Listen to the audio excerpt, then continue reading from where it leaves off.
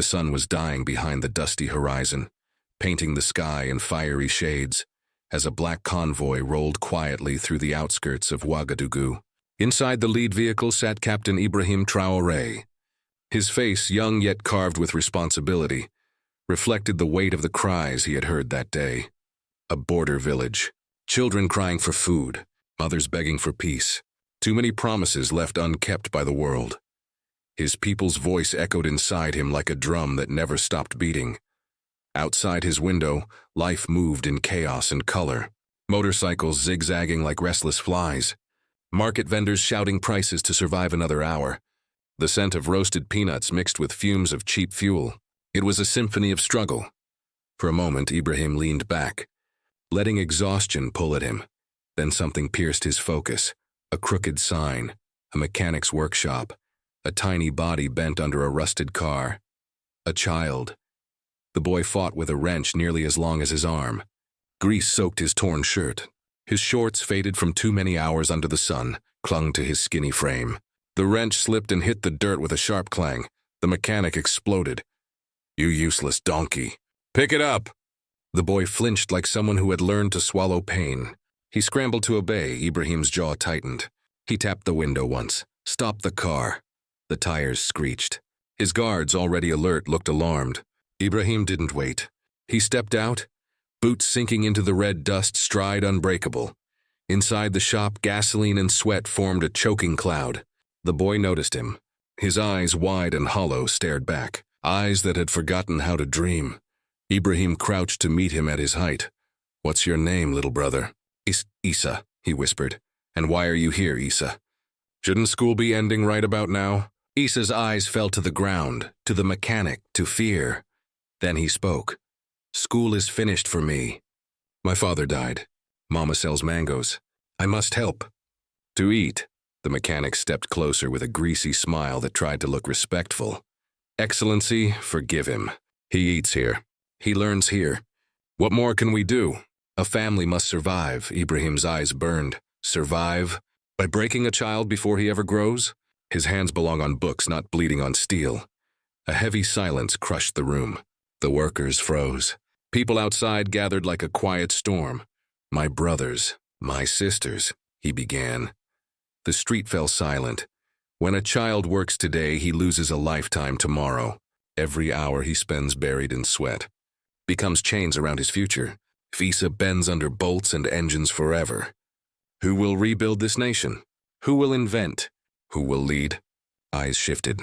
Hope flickered. Doubt lingered. Ibrahim pressed on. "You do not raise a child to be a tool. You raise a child to be a light." The crowd listened. Breath held. Mothers pulled their children closer. Issa's mother trembled. "Light does not put rice on the table," she whispered. Ibrahim knelt beside them. His voice lowered but did not soften. "Mother, a tree does not bear fruit the same day it is planted. Let him grow. I will ensure your home does not fall because he reaches for the sky." Her lip quivered. Tears finally broke free. The boy looked between them, one hand holding the life he knew, the other reaching for the life he dreamed. Which path would his mother choose? The air tightened. Destiny waited. Ibrahim lifted his voice so it reached every soul gathered there. "I was born in this same dust," he declared. "My childhood carried this same hunger. I know what it means to grow up with pockets full of nothing but hope. Yet a nation will never rise if its children spend their futures inside workshops that crush their bones and steal their dreams." Faces softened. Frowns loosened. Even the skeptics listened. "We need doctors, engineers, inventors, pilots, leaders. They are not born with wrenches in their hands. They are made in classrooms, in books, in freedom." Issa's mother stood frozen, chest trembling. The question she had carried inside for years finally clawed its way out. "And if he fails?" she whispered. "If he leaves the shop and cannot succeed, who carries us then? For the first time tonight?" She let her fear show. Ibrahim stepped down from the stone, no distance between them now. "If he fails, then I fail," he said, voice slow and sharp like carved granite. "I will take that burden. I will not let him fall. I swear to you. Not as a president in a uniform, but as a father who has buried too many sons to let another be lost." Her lips trembled. A tear dropped onto her dusty feet. Then another. "Take him," she sobbed. "But promise me he won't disappear. Promise me he won't be forgotten like the others." Ibrahim bowed his head. "I promise. From this night onward, Issa is a son of Burkina Faso, a son of all of us." The crowd became still as a prayer. Their doubt did not vanish. But something else rose from the silence. Belief. A man whispered, "Maybe." "This time, hope walks with us," Ibrahim turned to his aide. "Tomorrow, give his mother a market stall license. She must work with dignity, not fear. Her hands will earn, while her son learns." "Yes, Excellency." Ibrahim looked at Issa again. "Tell me, do you want this road to crush your back and steal your future?" "No." Issa's voice cracked. "But what choice do I have?" Those words stabbed Ibrahim deeper than any enemy bullet. He stood tall. His voice thundered, echoing through the street. "Every child in Burkina Faso has a choice. This boy will not drown in grease and dust while I breathe air on this earth." Gasps. Whispers. Phones lifted. This was not a speech behind podiums. This was real. He extended his hand. "Issa, come with me." The boy blinked, disbelief trembling in his small body. "Me? Why me?" "Because your future is too big for this small workshop. Your mother will not lose you. She will gain a son who can change the world." Issa hesitated. Then his tiny hand slid into the president's palm. The mechanic panicked. "He earns here. Who feeds them if he leaves?" Ibrahim turned, his expression turning to ice. "If a nation eats from the wounds of its children, it has already starved." He guided Issa toward the car. With each step, a different future took shape. A paper fluttered to the dirt. Ibrahim noticed it. He picked it up, a sketch. Rough but brilliant. A car engine drawn with precision far beyond a child's age. A hidden talent. A buried dream, Ibrahim's breath caught. This was not just a rescued child. This was the proof of what the nation could be. He looked at Issa. "Who taught you to draw this?" Issa swallowed hard. "No one, The machines in my head." The wind fell silent. Destiny leaned closer. Because now Ibrahim knew. This story was only beginning.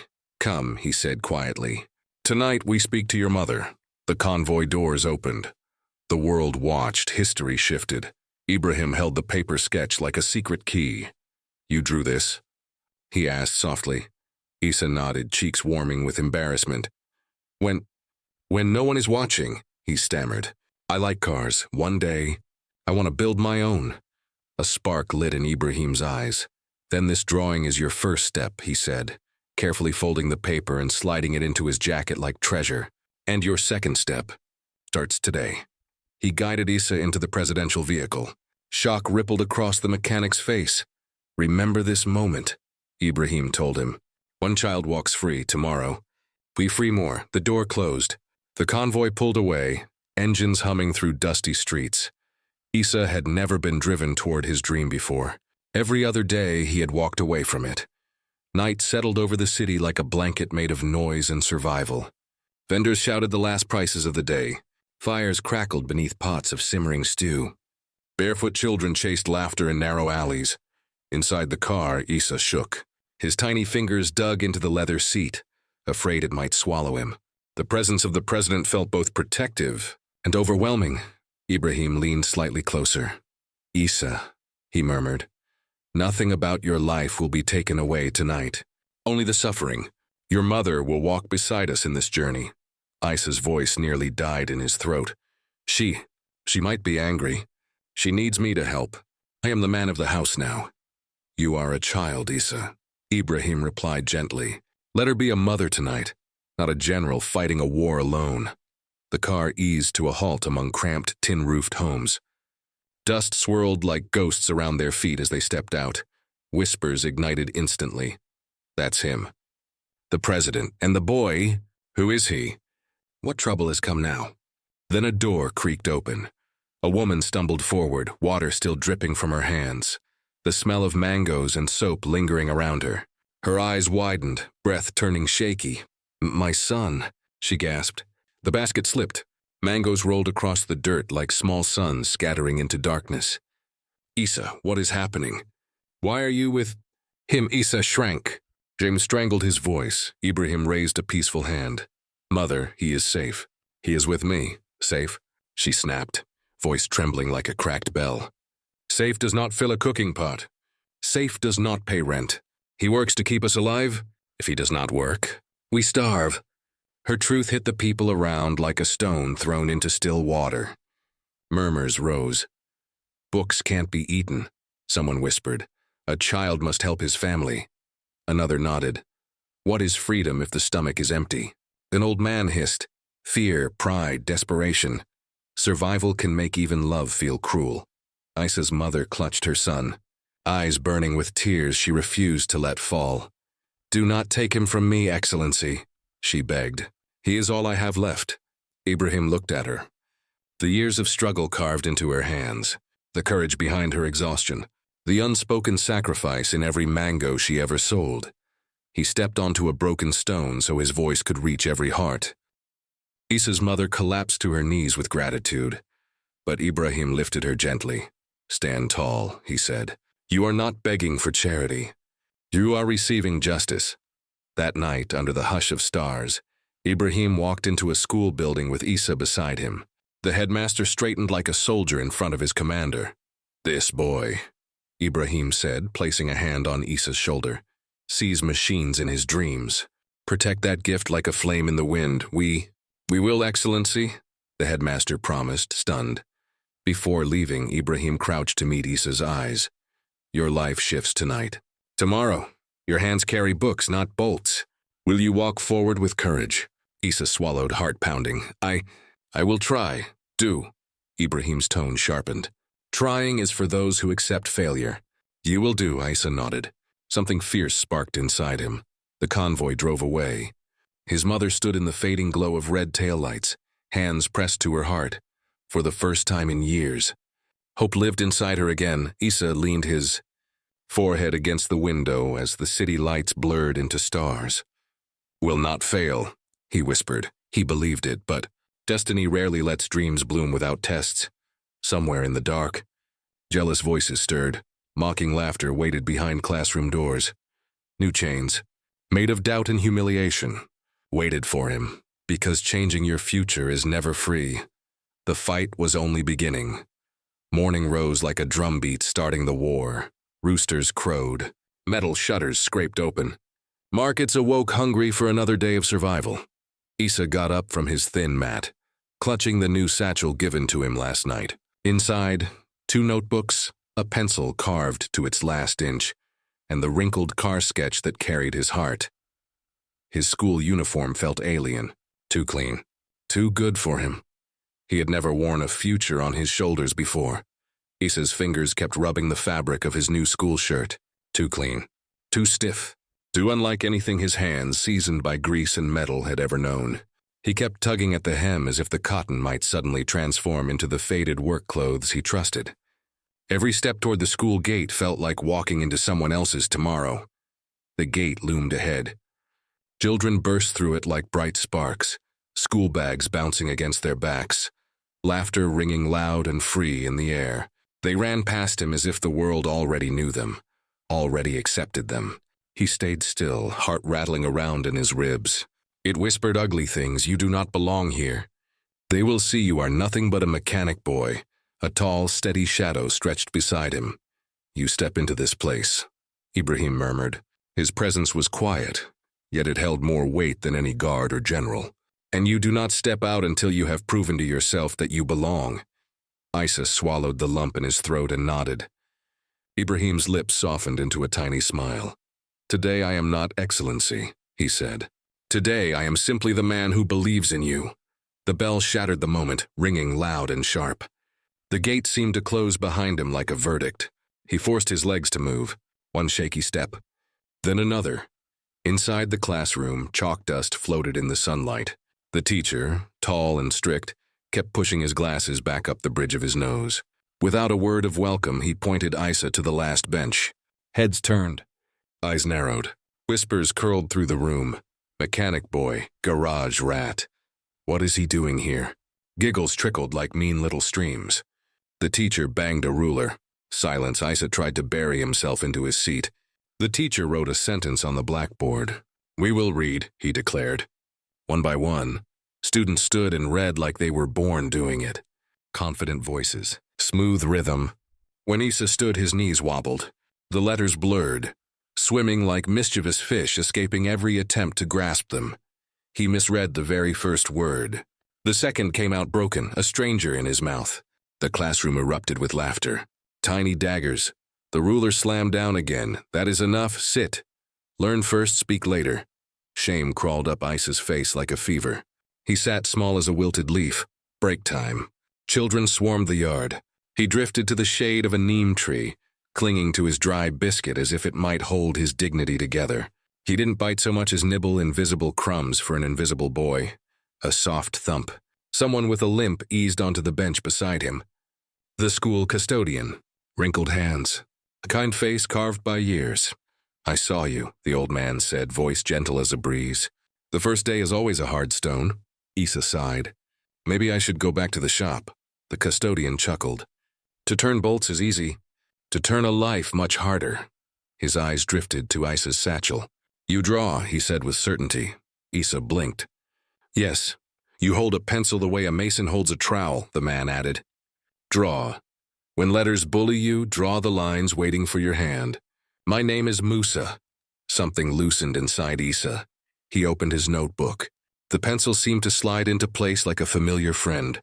He sketched a car, slender and bold. A machine he understood in ways he wished he understood words. He labeled every part carefully. The act of drawing felt like pulling a breath after nearly drowning. Math came next. The blackboard might as well have been a brick wall. Numbers climbed it like thieves, jeering. His answers fell apart. Wrong by continents. "You are behind," the teacher said bluntly. Red ink marching across the page like soldiers of disappointment. "You will need work." That evening, his steps dragged along the dirt road home. The mango stall stood proudly, a new laminated license hanging bright against the wooden post. His mother counted coins with calm hands. No police lurking anymore, no fear flinching behind her eyes. She looked up at her son, searching his face for good news. He forced a smile and helped her close the stall. He didn't want to add worry into her pockets. That night, doubt lay beside him like a creature with sharp teeth. Maybe the mechanic had been right. Maybe this dream was too big. 2 days later, his old life found him. The mechanic, bitter at losing a pair of hard-working hands, marched to an official. His voice dripped with resentment. "The president has stolen my worker." Papers were signed. Complaints carried weight. During class, 3 men barged in. The entire room stiffened. "Where's the boy who was pulled from honest work to sit idle in a chair?" the official demanded. Issa rose. His voice was small but did not tremble. "I am here. Can you even read?" The man sneered. "Can you count?" Snickers bubbled around the room. Shame returned too easily. Then came footsteps. Calm, grounded, the door opened. Ibrahim stepped inside. No escort. No ceremony. Power wrapped in silence. "Continue," he instructed the official. His voice sounded like a locked steel door. "Ask your questions to me as well," the official faltered. "We seek to ensure standards. Here is your standard." Ibrahim's eyes fixed like flame. "No child will be tested for humiliation. If you have questions, speak to his teachers. Speak to me. Do not carve his spirit with your doubt." The official's shoulders drooped. The mechanic stared at the floor. The authority they brought collapsed under a greater authority. Dignity. Ibrahim looked at the class. Sometimes the real test isn't for the child. It is for the adults who watch. Then he rested a hand on Issa's shoulder. A simple touch that carried a promise. Hold your ground. Later, beneath the same neem tree, Ibrahim sat with him. "What hurts you the most?" Issa's eyes dropped. "The letters run from me. The numbers stack like bricks. And the others, they are loud in my head." Ibrahim squatted beside him and drew a circle in the dust with his finger. "When a wall rises before you, do you ram your skull into it?" A small smile tugged at his lips. "No, you search for the door. We will find that door."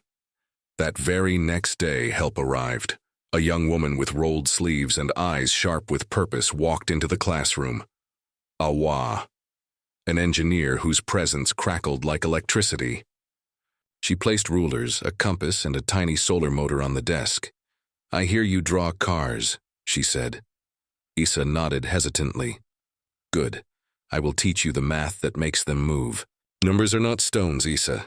They are music. She tapped the notebook gently. You already know the tune. You only need to listen. For the first time, Isa felt something new flicker inside him. A small, stubborn warmth. Hope. Engineer Awa made math feel less like a beast trying to bite him and more like a machine waiting to be understood. She taught slope like a rising road heading to a better place.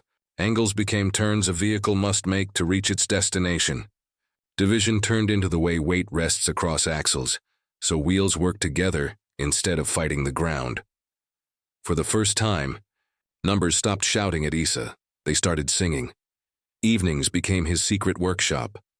His mother sorted mangoes by the lantern while Isa hunched close to a flickering candle, pencil dancing across paper. The boy who once stumbled over letters now coaxed them into words. Numbers that once attacked him now formed quiet answers. The class that once mocked him slowly noticed the shift.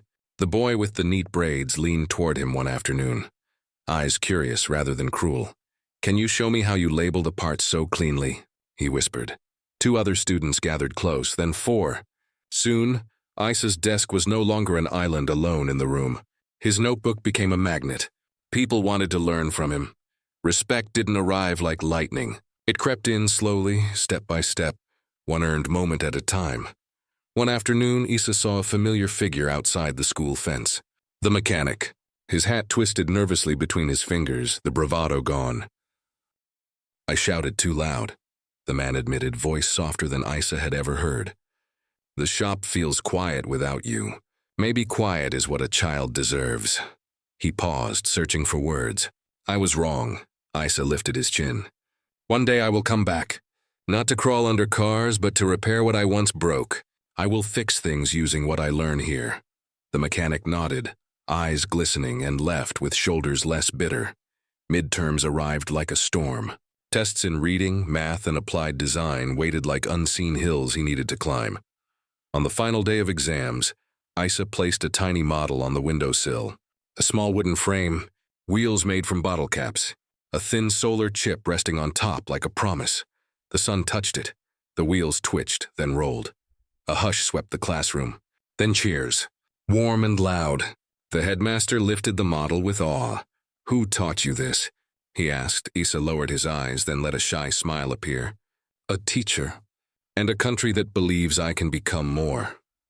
When report cards were handed out, his fingers trembled. No red marks of failure. Blue pillars of strength. Green stars beside applied design, excellent. He raced home, lungs burning with joy. The paper landed on the mango stall like a trophy. His mother traced the letters slowly. Tears traveled quietly down her cheeks, the kind that heal rather than hurt. That night, under a sky painted with stars, Isa drew a long road lined with tiny lamps. At the bottom, he wrote with shaky but proud handwriting, I will build what we need. Far away in his office, Ibrahim paused his own work. Something soft inside him stirred. A smile touched his face. The seed he planted had broken through the soil. Months didn't rush. They moved slowly but forward. Isa's handwriting sharpened. Numbers no longer frightened him. Fractions still tangled his mind sometimes, and spelling tests filled him with sweat. Yet setbacks no longer pushed him backward. He fell, then rose, again and again. The village noticed. Not the president's pet anymore, not the mechanic's helper, the student who refused to quit. One day in class, Awa placed a broken fan on his desk. Take it apart, she urged. At first, his fingers hesitated, unsure if school would snatch away the confidence the workshop gifted him. Then muscle memory returned. Bolts surrendered. Panels lifted. Order emerged where chaos once hid. Piece by piece, he rebuilt it. The fan sputtered, coughed, then began to hum like a tiny engine waking after a long sleep. The class gasped. Awa smiled proudly. Knowledge is not only in books. It is in practice, guided by thought. Word. Spread beyond the school, the boy who fixed a fan, the boy who dreamed through drawings, the boy who could be something. His mother collected each sketch like they were jewels. A cart with stronger wheels for farmers, a pulley to spare her back, a solar lamp for the stall so business would not surrender to darkness. They were just drawings, yet she treated them like beginnings. One afternoon, Ibrahim appeared at the stall. He watched Isa bent over designs, candlelight glowing in those determined eyes. "You are growing," Ibrahim said softly. Isa looked up, exhaustion in his smile. "I am trying." "Trying is the road to doing," Ibrahim replied. "Never rush the climb. Even mountains rise from small stones." That night, Isa dreamed of roads lit by his own inventions, stretching far into tomorrow. The dry season returned with it the end-of-term excitement. Songs practiced, shoes polished, anticipation buzzing through the school. Isa, however, carried quiet fear in his chest. "What if I fail?" he whispered one night. His mother cupped his cheeks and smiled. "They laughed when you carried grease. They laugh less now. Soon they won't laugh